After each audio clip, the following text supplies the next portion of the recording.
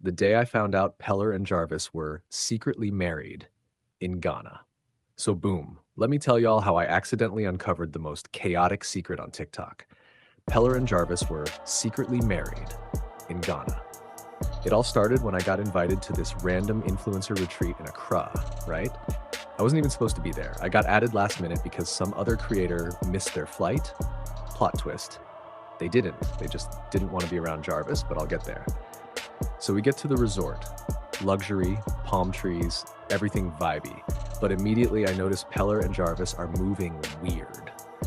Like, not dating weird, but like divorced couple forced to share a room. Weird Peller was in the pool floating on an inflatable pineapple with sunglasses on at 2 a.m.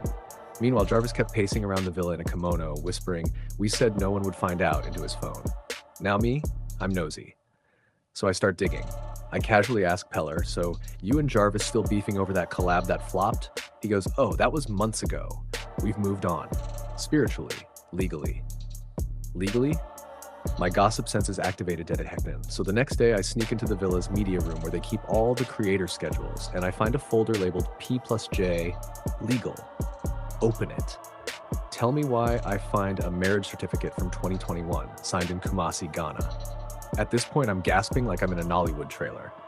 I take a photo, obviously, and I confront Jarvis during breakfast like, "So, what's the honeymoon menu looking like?" He spits his orange juice across the table. "How did you?"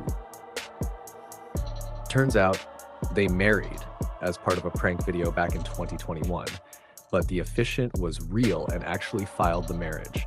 They didn't find out until months later, and by then, they were already stuck in a legally binding TikTok marriage they couldn't explain without destroying their brand. And apparently, they stayed married just so they could keep making content from both sides. Married but pretending to be enemies. Like? They built an entire narrative for engagement, and y'all were shipping them for years, not